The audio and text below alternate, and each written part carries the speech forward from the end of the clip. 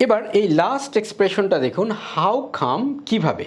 এটা অত্যন্ত দারুণ একটা ইংলিশ। আপনারা দেখবেন প্রায়শই মানুষ বলে হাউ কাম, কিভাবে। অর্থাৎ এই কিভাবে মানে কিন্তু শুধু হাউ না, এই হাউ কাম আর হাউ এটা কিন্তু একই রকম না। হাউ কামের মানে কি, ধরা যাক আমি কাউকে বলছি যে তুমি কি ডিজাইনটা কমপ্লিট করেছো। সে বলল যে কিভাবে, আপনি তো আমাকে স্যাম্পলই দেন নাই। তাহলে এখানে সে একটা বিস্ময় বা সে যে করবে, কিভাবে করবে, হ্যাঁ, সেই জিনিসটাকে হাউ কাম দিয়ে প্রকাশ করা হয়।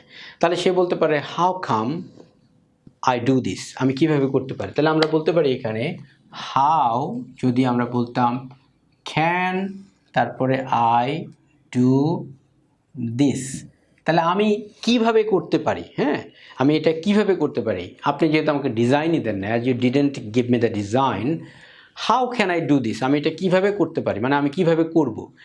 এই ক্যানের পরিবর্তেই এইখানে বসানো হয় কাম।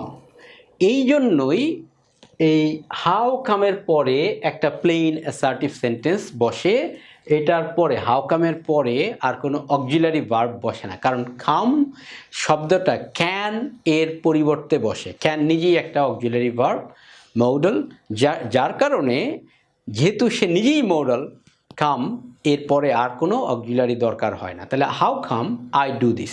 আপনার মনে হতে পারে যে how come do I do this কেন হলো না, সবগুলো তো এরকমই হলো। এই কারণে হলো না, কাম এইখানে ক্যানের পরিবর্তে বসছে, যার কারণে how can I do this. এইখানে ক্যান দিয়ে অনেক সময় সামর্থ্য বোঝানো হয়, তাহলে ক্যান দিয়ে যদি বলি তাহলে সেটা সামর্থ্যও বোঝাতে পারে। How can I do this, আমি এটা কীভাবে করতে পারি। এরকম আরেকটা মানে পাল্টা প্রশ্ন বা একটা সামর্থ্যের ব্যাপার আসতে পারে।